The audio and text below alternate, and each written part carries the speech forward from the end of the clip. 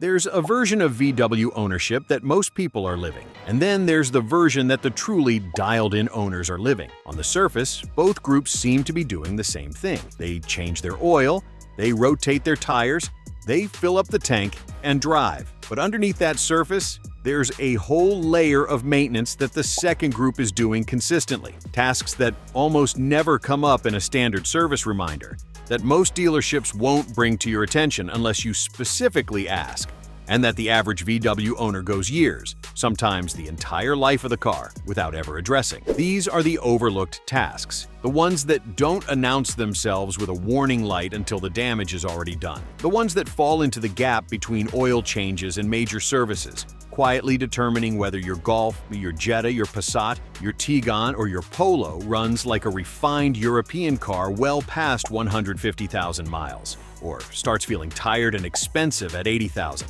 And the frustrating reality is that most of them are cheap, fast, and completely DIY friendly. They're not being ignored because they're hard. They're being ignored because nobody told you they mattered. Today that changes. We're going through the most overlooked maintenance tasks for Volkswagen ownership, what happens when they're skipped, and exactly what you should be doing and when. Let's get into it. Task number 1. Cleaning the intake valves to prevent carbon buildup on direct injection engines.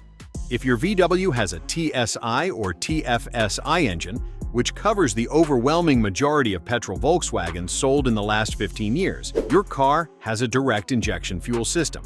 Direct injection means the fuel injectors spray petrol directly into the combustion chamber rather than into the intake port upstream of the valve. It's an efficient, powerful design that delivers excellent fuel economy and strong performance. But it has one well-documented and frequently ignored consequence that every VW owner needs to understand. In older port-injected engines, fuel was sprayed past the intake valves on every intake stroke, and that spray of fuel acted as a constant solvent, washing away any oil deposits or carbon that tried to accumulate on the valve faces and stems. In a direct injection engine, nothing washes those valves. The intake side of the valve is exposed only to air and crankcase blow-by gases, and those blow-by gases carry a fine mist of oil vapor that bakes onto the hot valve faces over thousands of miles and slowly builds up as hard carbon deposits. Over time, those deposits restrict airflow into the cylinder, disrupt the turbulent mixture that the engine needs for efficient combustion, and cause symptoms that feel very much like an engine that's getting tired. Rough idle, hesitation on light throttle, reduced power, slightly elevated fuel consumption, and occasional misfires. This is not a defect. It's a known characteristic of direct injection engines, and Volkswagen, like every other manufacturer using this technology, acknowledges it. The solution is periodic intake valve cleaning, and it's a service that almost never appears on a standard maintenance schedule but should absolutely be on yours. The professional approach is a walnut shell blasting service, where a technician removes the intake manifold and uses a media blasting tool to blast walnut shells, which are abrasive enough to remove carbon but soft enough not to damage the valve metal, directly at the valves. This service runs $200 to $400 at a shop. The DIY approach, which is effective for maintenance cleaning before buildup becomes severe, involves spraying a dedicated intake cleaner through the intake ports with the engine running. Products specifically formulated for direct injection carbon cleaning dissolve softer deposits when applied correctly. The key is catching this before the buildup becomes thick and hardened, which means addressing it around every 40,000 to 50,000 miles, rather than waiting until the symptoms are obvious. Owners who do this regularly never need the walnut blasting service. Owners who skip it inevitably do. Task number 2. Replacing the Haldex filter and fluid on all-wheel drive models.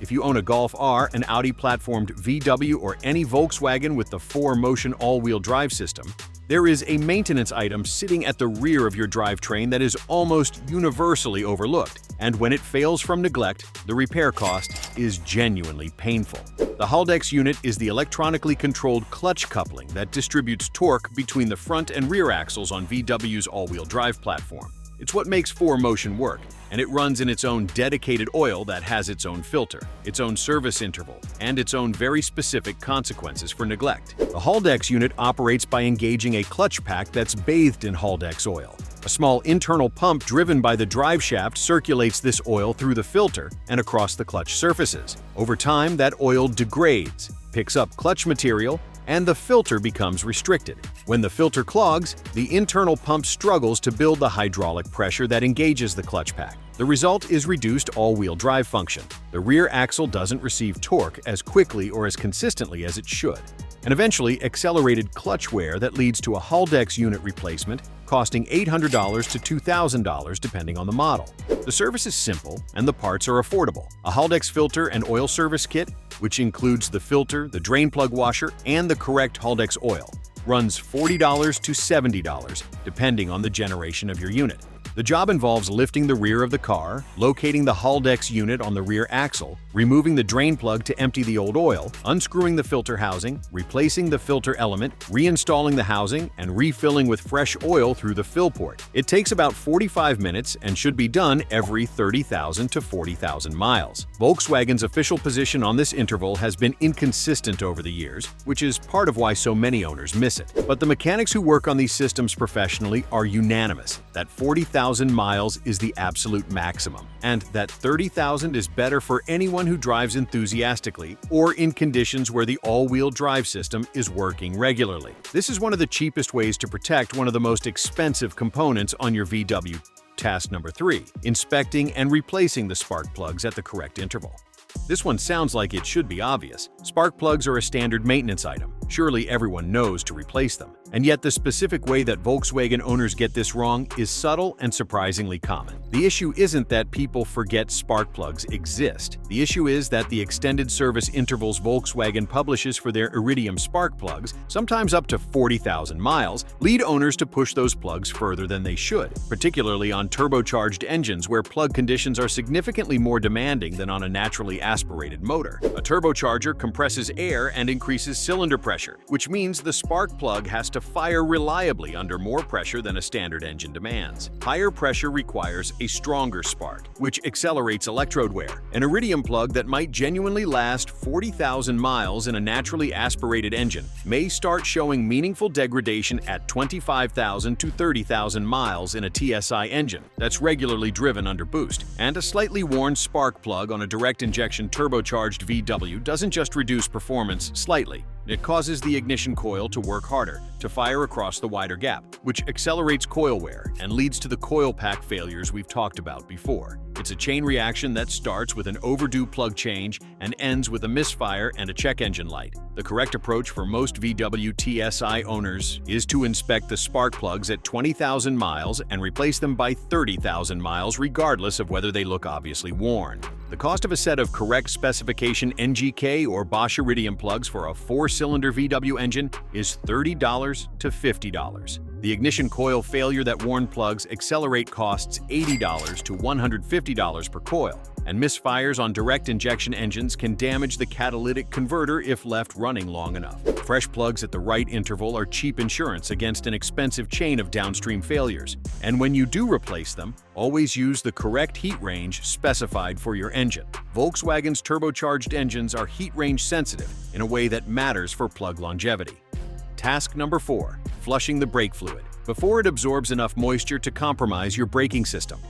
Brake fluid is hygroscopic. It absorbs moisture from the atmosphere through the rubber brake hoses and reservoir cap over time. And that moisture absorption is happening in your VW right now, regardless of how new the car is or how little you've driven it.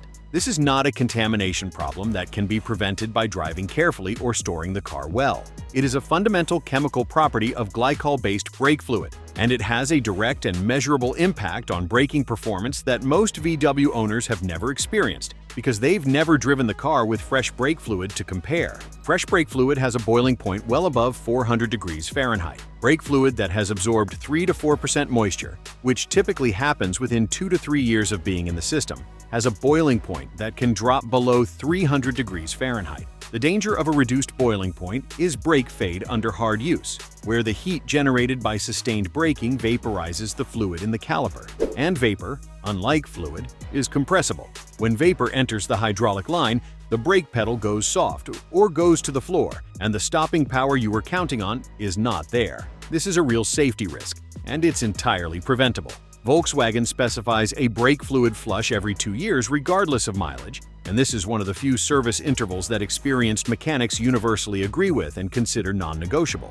A brake fluid flush on a VW requires bleeding each caliper in the correct sequence, starting with the caliper furthest from the master cylinder and working toward the nearest, until fresh, clean fluid runs through each corner. The fluid itself, a .4 specification fluid for most VW models, costs $10 to $15 per liter. A one-person brake bleeding kit with a hand vacuum pump runs $20 to $30 and makes the job a solo operation. The total cost of a DIY brake fluid flush is around $25 to $40, done in about an hour. The brake system failure it prevents is both expensive and dangerous. This is among the highest value maintenance tasks you can perform on any VW, and among the most consistently skipped. Task number 5. Cleaning or replacing the PCV system before it destroys your engine oil quality. We've touched on the PCV system in previous videos in the context of oil consumption, but its role as a maintenance item, something that needs periodic inspection and cleaning even before it fails outright, is almost never discussed. The positive crankcase ventilation system on VW's TSI engines routes blow-by gases from the crankcase back into the intake system to be burned rather than vented to atmosphere. It's an emissions control measure that also keeps crankcase pressure from building up and forcing oil past seals and gaskets. The problem is that those blow-by gases carry oil vapor, and that oil vapor deposits itself throughout the PCV system, on the inside of the hoses, in the oil separator, and in the valve that regulates crankcase pressure. Over time, those deposits build up into a thick, gel-like sludge that restricts flow through the system. A restricted PCV system can't effectively manage crankcase pressure, which leads to elevated pressure that pushes oil past the valve cover gasket, past the rear main seal, and into the intake manifold where it contributes to the carbon buildup on the intake valves we discussed earlier. It's a self-reinforcing cycle. A dirty PCV system accelerates carbon buildup, and elevated oil consumption from worn or degrading components feeds the PCV system more oil to deposit. The maintenance task here involves inspecting the PCV hoses for internal sludging every 40,000 to 50,000 miles, cleaning or replacing the oil separator element, and ensuring the PCV valve itself is operating freely. On most TSI engines, the PCV components are accessible without major disassembly. The valve is integrated into the valve cover, or the crankcase vent line, and the hoses run visibly across the top of the engine. Squeezing the hoses tells you a great deal. A healthy hose feels flexible and clear. A sludged hose feels stiff and heavy, and if you remove it, you'll find the inside coated with a dark, oily residue.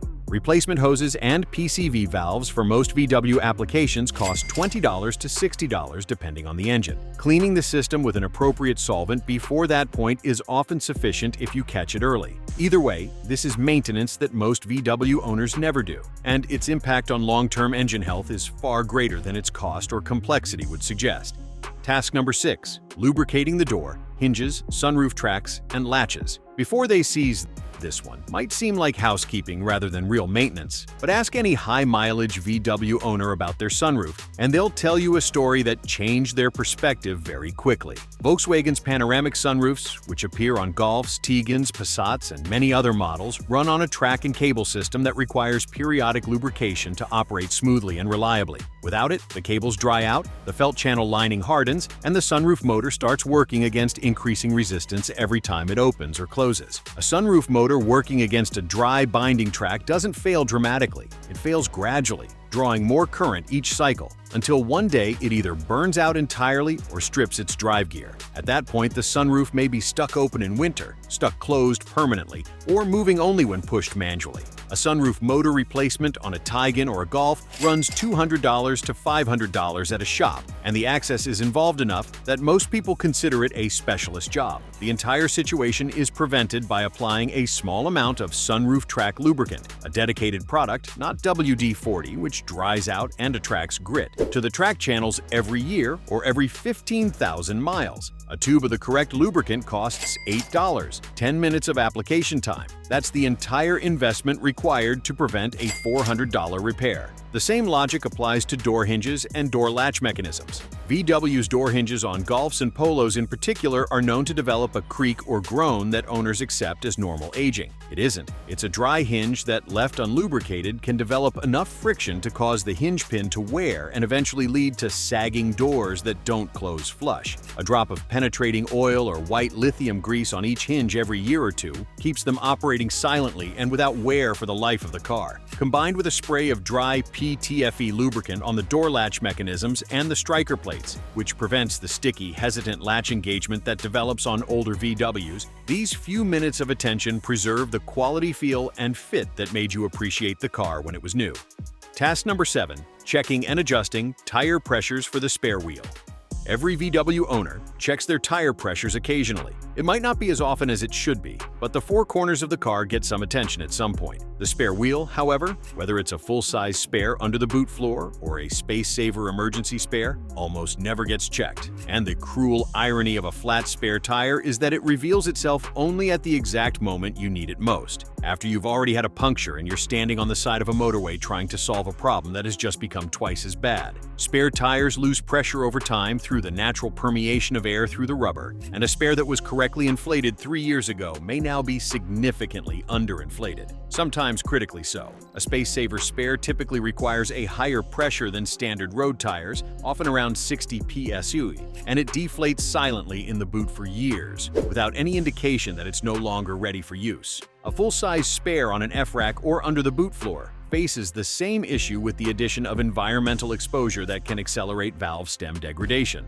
The correct maintenance habit is to check the spare tire pressure every time you rotate the road tires. Making it a natural part of the same service interval means it never gets forgotten. On VW models with a tire pressure monitoring system, the spare is almost never included in that system, so there's no warning if it deflates. This has to be a manual check, 2 minutes with a tire pressure gauge, done 4 times a year. The spare tire in your VW exists for one reason: to be there when everything else has gone wrong. Making sure it's ready to do that job is one of the simplest and most overlooked tasks in all of VW ownership. The bottom line: 7 tasks, all of them overlooked, all of them affordable, and every single one of them carrying consequences that cost far more when ignored than when addressed. The intake valves, the Haldex unit, the spark plugs, the brake fluid, the PCV system, the hinges and sunroof tracks, and the spare tire. These are the gaps in standard VW maintenance that separate owners who get 200,000 miles of reliable service from those who don't. Close the gaps, and the car does what it was built to do.